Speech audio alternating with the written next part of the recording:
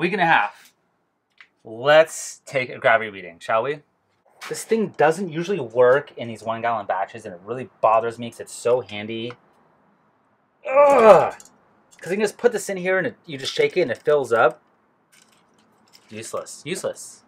Yes! My water bottle keeps breaking and it all of a sudden works out of nowhere sometimes. I just gotta get a new one. It's really easy. I just don't do it. I don't know why. Just get a new water bottle. So I read somewhere that when it gets to 1.067 in a gravity, if you're starting on like a higher gravity like I am, to then pitch another dose of nutrients. There's a lot of CO2 in this right now. I see the C about degassing. I see it now. Actually, I might have to wait a second on this because there's so much CO2 in this. Let's see. I'm gonna get a rough idea at least. You know, there's some foam. Yeah, I'm like 1020. I think I'm gonna throw some more nutrient into this. I'm not gonna do the full gram that I called for, my last gram. I'll do half a gram. I'm gonna give a taste test and see where we're at. So at 1020 from 1.00, from no 1.100. So there's gonna be some residual sweetness in this for sure. You know what?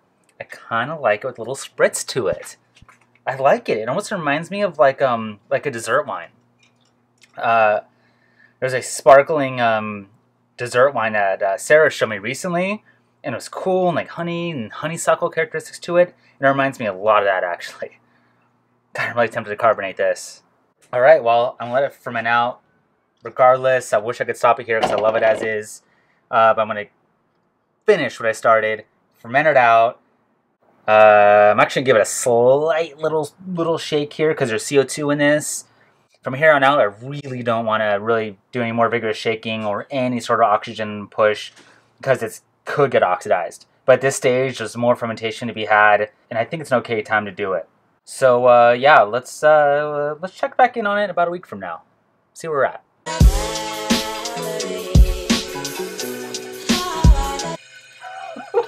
Don't get your nose close to the CO2. It's not good. I'm at 0. That is incredible. And that's without the DAP addition, the diammonium phosphate. There's CO2 in this still, as you can tell. So I'm going to transfer this into a secondary and let it degas out for like a month or two.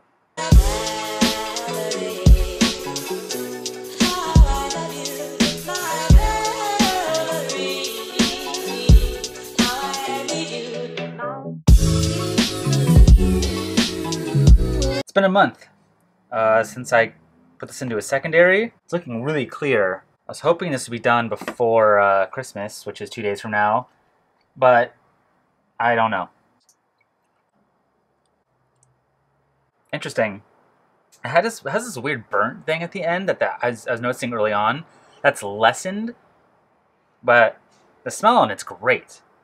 That weird burnt thing is better. I don't know if this is ready or not. Either way, I won't bottle this yet. I'll purge headspace with CO2 and let it sit another month. See you then.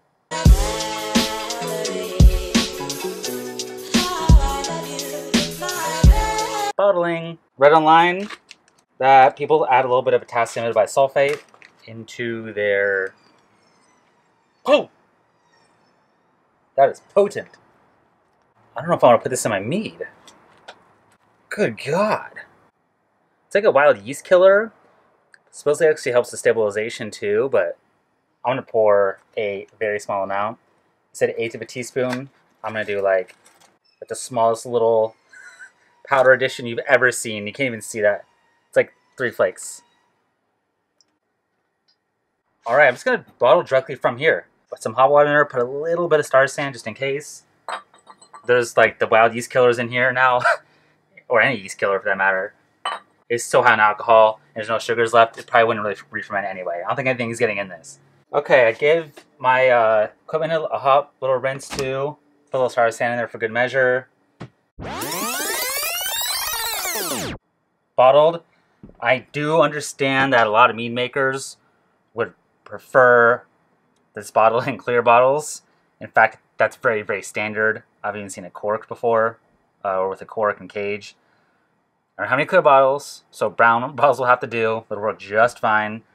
And yeah, I'm let it sit out and just let it do its thing and mature for another 2 weeks, so maybe 3, and give a taste test.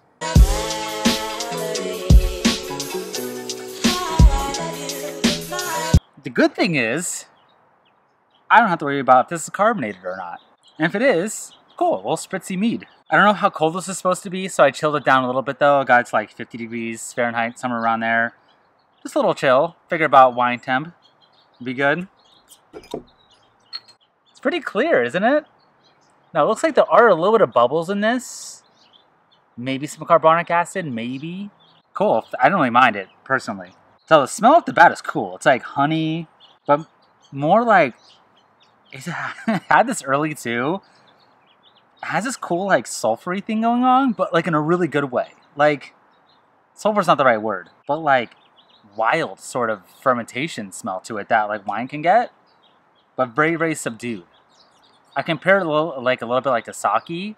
Sarah thought the same thing when I had a sample. I had her take a sample of it like, I don't know, like a month and a half ago. It's nice. It's weird. This cool like funky thing going on, it's very mild though, like earthy, I guess you could say. But then that doesn't have it at all. The taste is more a little boozy, dry, like a really sort of pungent, punch you in the face finish. The meads I've had a little bit of sweetness to it, with that fruit to it. I purposely, as I said, through this entire tasting, through the entire making of it, I wanted this dry. I want to see what a dry mead tastes like. But it's boozy still, a little bit. It has like a little bit of an alcohol taste to it, and everything I've read since making this is that will dissipate a little bit. So I guess this is somewhat of an early tasting to it. Let's see, I got the honey, when was it? It was like very early November, like November 2nd, I think, so when I brought it back. I think I made it the week after that. And it is, what is today? February 10th. I definitely want to make mead again because it's very unique. I don't know anyone who's ever made mead before, personally, but I do want to share this around and get some opinions on it. I like to do one where I made like this with a split batch. It'd be really interesting. Maybe the split gets fruit, and then I want to make it a little sweeter, play with it a little bit, because this is very enjoyable. I'm a big wine drinker. I love wine. I love natural wine, or natural fermentative wine, I should say. It has that sort of element to it, which is really cool. But yeah, I think I'll open this up. Maybe have a little cheese night with it. Maybe, I think the Academy Awards are coming up. Maybe like a little cheese mead night with that would be really great. So yeah, really happy with the results of this. Stay tuned for more videos. They're coming at you still. And make some mead. Just go for it. Just find some honey and do it. Cheers.